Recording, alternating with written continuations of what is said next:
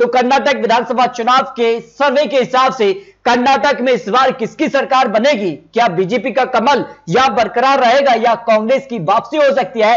क्योंकि सट्टा बाजार के ओपिनियन पोल बेहद ही चौंकाने वाले सामने आ रहे हैं। जिस कहा से बड़ी बड़ी एजेंसियों के ओपिनियन पोल सामने आए हैं उसमें खलबली यहां पर देखने को मिल रही है। लेकिन सट्टा बाजार के हिसाब से कर्नाटक में किसकी बनेगी सरकार, इस पर महत्वपूर्ण विश्लेषण सामने आ चुका है। इस बार कांग्रेस और जेडीएस अलग अलग चुनाव लड़ रही है, जबकि इसको और महत्वपूर्ण बनाता है आम आदमी पार्टी चुनावी मैदान में उतर चुके हैं। तो कर्नाटक के लेकर जो महत्वपूर्ण सर्वे है उस हिसाब से किसका पलड़ा भारी नजर आ रहा है, इस पर सबसे महत्वपूर्ण विश्लेषण सामने आ रहा है। क्योंकि कर्नाटक विधानसभा चुनाव का जो परिणाम होगा वो लोकसभा चुनाव की दिशा तय करेगा कि लोकसभा चुनाव के लिए क्या महत्वपूर्ण आंकड़े बन सकते हैं। क्योंकि 2023 में सभी चुनाव पर बीजेपी ने जीत का दावा किया है, लेकिन किसके दावे में कितना दम है यह काफी महत्वपूर्ण हो जाता है। जिसका से 3 राज्यों के चुनावी परिणाम भी बीजेपी के पक्ष में रहे हैं। 2 राज्यों में वो गठबंधन के तौर पर हैं, जबकि त्रिपुरा में अपने दम पर सरकार में रह चुके हैं। कितना फायदा कांग्रेस को भारत जोड़ो यात्रा का होने जा रहा है, ये कर्नाटक विधानसभा चुनाव नतीजे काफी महत्वपूर्ण रहेंगे। 2018 में जब कांग्रेस को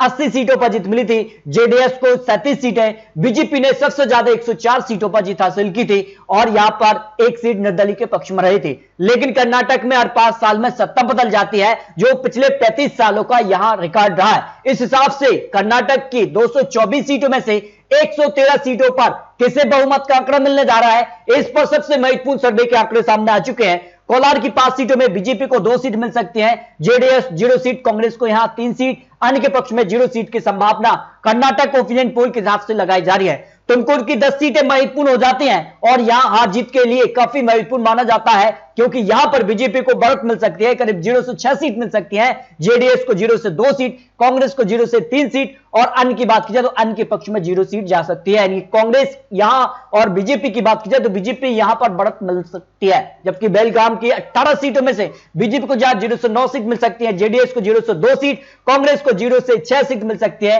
1 सीट अन्य के पक्ष में भी जा सकती है। बेलगाम की काफी महत्वपूर्ण होता है कर्नाटक चुनाव के लिए। चित्रदुर्ग की 6 सीटों की बात की जाए तो यहां बीजेपी को 0 से 2 सीट मिल सकती है, जेडीएस को 0 से 1 सीट, कांग्रेस को यहां 0 से 3 सीट, अन्य की बात की जाए तो यहां 0 सीट की संभावना कर्नाटक ओपिनियन पोल के हिसाब से लगाई जा रही है, जो कर्नाटक विधानसभा चुनाव पर महत्वपूर्ण सर्वे सामने आ रहा है। दावनगढ़ी की 8 सीटों में से बीजेपी को यहां 0 से 4 सीट मिल सकती है, जेडीएस को 0 से 2 सीट मिल सकती है, कांग्रेस को 0 से 2 सीट और या अन्य की बात की जाए तो अन्य के पक्ष में 0 सीट की संभावना कर्नाटक ओपिनियन पोल के हिसाब से लगाई जा रही है। हावेरी की 6 सीटों की बात की जाए तो बीजेपी को यहां पर 0 से 4 सीट मिल सकती हैं, जेडीएस को 0 से 1 सीट और कांग्रेस को 0 से 1 सीट की संभावना ओपिनियन पोल के हिसाब से यहां लगाई जा रही है। बीजेपी को बढ़त मिल सकती है, जो अनुमान लगाया जा रहा है। जबकि अगर बात की जाए तो बंगालकोट की 7 सीटों में से या बीजेपी को 0 से 2 सीट, जेडीएस को 0 से 1 सीट और कांग्रेस को सबसे ज्यादा 0 से 3 सीट की संभावना दिखाई दे रही है। अन्य का भी यहां खाता खुल सकता है, जो ओपिनियन पोल यहां निकलकर सामने आ रहा है। बीबीएमपी मध्य की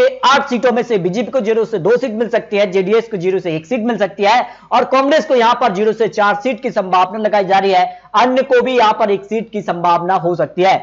रायपुर की 7 सीटों में से बीजेपी को 0 से 4 सीट मिल सकती है, जेडीएस को 0 से 1 सीट, कांग्रेस यहां 0 से 2 सीट और अन्य की बात की जाए तो अन्य के पक्ष में यहां 0 सीट की संभावना हो सकती है। अगर बात की जाए बंगलौर अर्बन की 7 सीटों में से 0 से 4 सीट की संभावना लगाई जा रही है, जेडीएस को 0 से 1 सीट, कांग्रेस को 0 से 2 सीट और अन्य का यहां खाता खुलता नजर नहीं आ रहा है, जो अनुमान यहां लगाया जा रहा है। जबकि बिदरी की 6 सीटों की बात की जाए तो बीजेपी को यहां पर 0 से 3 सीट की संभावना हो सकती है, जेडीएस को 0 से 1 सीट, कांग्रेस को 0 से 2 सीट और अन्य को यहां 0 सीट की संभावना यहां दिखाई दे रही है। उत्तर कन्नड़ की 6 सीटों की बात की जाए तो यहां बीजेपी को सबसे ज्यादा 0 से 4 सीट की संभावना हो सकती है, जेडीएस 0 सीट, जबकि कांग्रेस को यहां पर 2 सीटों पर जीत की संभावना ओपिनियन पोल के हिसाब से लगाई जा रही है। बीबीएमपी मध्य उत्तर की 8 सीटों की बात की जाए तो बीजेपी को यहां पर 0 से 2 सीट संभावना है, जेडीएस को 1 सीट, कांग्रेस यहां 0 से 3 सीट की संभावना हो सकती है और अन्य की बात की जाए तो अन्य के पक्ष में भी यहां 0 से 2 सीट की संभावना ओपिनियन पोल के हिसाब से लगाई जा रही है। चिकमंगलुरु के 5 सीटों में से बीजेपी को यहां पर सबसे ज्यादा 0 से 3 सीट की संभावना दिखाई दे रही है, जेडीएस को 0 से 1 सीट और कांग्रेस को भी यहां पर 0 से 1 सीट की संभावना यहां लगाई जा रही है। जबकि बेल्लारी की 9 सीटों की महत्वपूर्ण बात की जाए तो यहां पर काफी महत्वपूर्ण माना जाता है और यहां पर त्रिकोणीय मुकाबला देखने को मिल सकता है, जहां बीजेपी को 0 से 3 सीट, जेडीएस को 0 से 2 सीट, कांग्रेस को यहां पर सबसे ज्यादा 0 से 4 सीट की संभावना लगाई जा रही है। अन्य की बात की जाए तो अन्य के पक्ष में 0 सीट की संभावना हो सकती है। मंडवा की 7 सीटों में से बीजेपी को यहां पर 0 से 3 सीट की संभावना हो सकती है, जेडीएस को 1 सीट, कांग्रेस को यहां 0 से 3 सीट और अन्य की बात की जाए अन्य के पक्ष में यहां 0 सीट की संभावना लगाई जा रही है।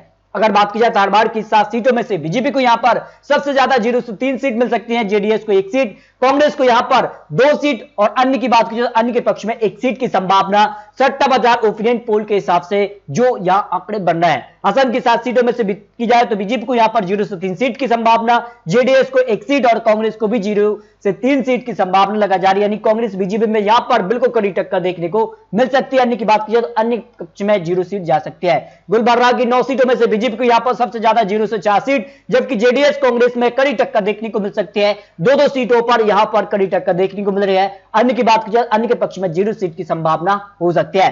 मैसूर की 10 सीटों की बात की जाए तो यहां पर बीजेपी को 4 सीट, जबकि जेडीएस को 2 सीट और कांग्रेस को भी 4 सीट की संभावना लगाई जा रही है। यहां बीजेपी और यहां पर कांग्रेस में बिल्कुल कड़ी टक्कर देखने को मिल सकती है। अन्य की बात की जाए तो अन्य के पक्ष में यहां पर 0 सीट की संभावना हो सकती है। बीजापुर की 8 सीटों की बात की जाए तो बीजेपी को यहां पर 0 से 4 सीट की संभावना हो सकती है, 1 सीट यहां पर जेडीएस, कांग्रेस को 0 से 3 सीट, अन्य की बात की जाए अन्य के पक्ष में 0 सीट की संभावना हो सकती है।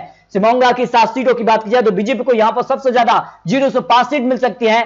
यहां जेडीएस को 0 सीट, कांग्रेस को यहां पर 0 से 2 सीट, अन्य की बात की जाए तो 0 सीट मिल सकती है, यानी बीजेपी को यहां पर बढ़त मिलने की संभावना लगाई जा रही है। बीबीएमपी मध्य दक्षिण की 8 सीटों की बात की जाए तो बीजेपी को यहां पर 0 से 3 सीट मिल सकती है, जेडीएस को यहां पर जो है 0 सीट, जबकि कांग्रेस को 0 से 4 सीट, 1 सीट अन्य के पक्ष में जा सकते हैं। इस तरह से कांग्रेस यहां सबसे बड़ी पार्टी बन सकती है।